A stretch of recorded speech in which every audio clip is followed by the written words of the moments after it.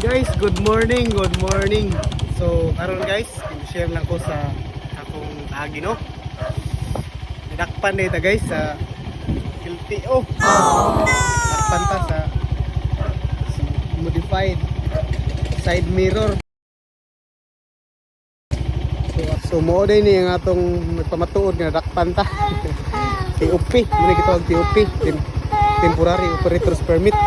So, mo lagi na kay nagagamit lang bar end almost 3 years mo itong ginagamit ng almost 3 years na ginagamit ang bar end side mirror. Daghan ng HPG ug police na agian nga checkpoint kumpiyansa ra gi kaayo kay wa madakpi, pero sa LTO kaosara piti gid guys.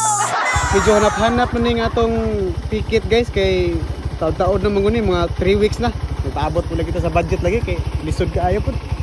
Nya nangutan ako sa LTO kung pila daw mabayran, wa po sila moingon kay ba sila sa presyo pero di sila mo istorya sa pili presyo yun. Then ang ato pong dati nga open pipe ato lang pong gibalik sa stock kay mato ng tagal-tiyo gudong kay di man sila di nato makuha atong lisensya balik kung dili ni nila makita nga giusab na nato ang atong side mirror. So karon guys, padong na tangad to sa LTO Mandawi Subang Dako. So karon guys, moto na ta aron may bawa na to pila gyud bayar na to para ma-surprise ta ba. What?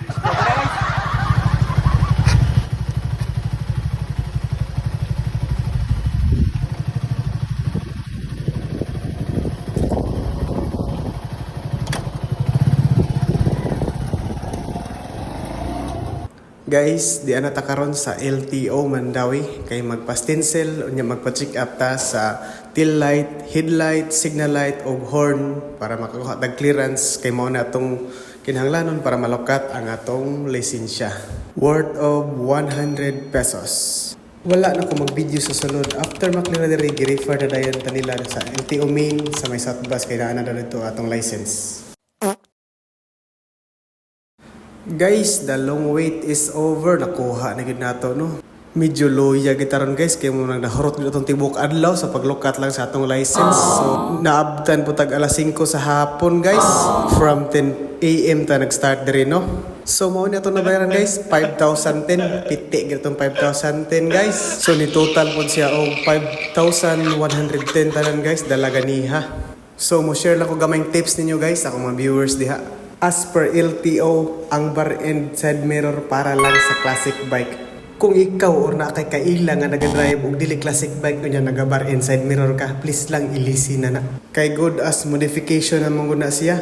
Ug ayaw nagpaabutang nga maparehas pa kanako nga nadakpan niya nakabayad og 5,000 kapin, medyo sakit-sakit gyud sa bulsa mga guys. Ug naglibog pa daay ka sa classic bike no. I-search lang sa Google guys, naara na makita ra na nimo.